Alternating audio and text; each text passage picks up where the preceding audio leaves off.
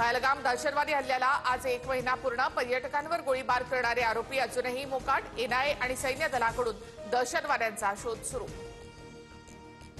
पाकिस्तानमध्ये फोफावणाऱ्या दहशतवादाच्या विरोधात तुर्कीने भूमिका घ्यावी। पाकिस्तानला मदत करणाऱ्या तुर्कीला भारताचा इशारा। ईडीने सर्व मर्यादा ओलांडल्या। एखाद्या प्रकरणाची चौकशी राज्य सरकार करते तेव्हा ईडीच्या हस्तक्षेपाची गरज काय? सर्वोच्च न्यायालयाकडून ईडीची खरडपट्टी। अरबी समुद्रात कमी दाबाचा क्षेत्र तयार।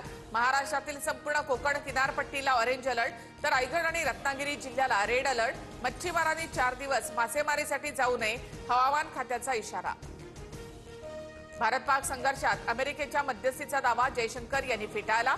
भारत पाकमधील थेट चर्चेनंतर युद्धबंदी, पाककडूनच युद्धबंदीबद्दल आधी चर्चा सुरू। पाकची हेर, ज्योती मल्होत्राची गणेशोत्सवात मुंबईला भेट। लालबागचा राजा, गणेश गल्लीचा राजा या ठिकाणी ज्योतीचा वावर होता। सूत्रांची माहिती, ज्योतीच्या कोठडीमध्ये 4 दिवसांची वाढ। वॉशिंग्टनमध्ये इस्रायलच्या दूतावासातल्या 2 कर्मचाऱ्यांची हत्या। यहुदी म्युझियम जवळ 2 इस्रायली कर्मचाऱ्यांवर गोळ्या झाडल्या। अभिनेता सलमान खानच्या गॅलेक्सी अपार्टमेंटमध्ये अज्ञाताने अचानक प्रवेश केल्यामुळे खळबळ। जितेंद्र कुमार या व्यक्तीला पोलिसांनी घेतलं ताब्यात, तर 19 मेला सलमानच्या अपार्टमेंटमध्ये शिरणाऱ्या महिलेवर गुन्हा दाखल।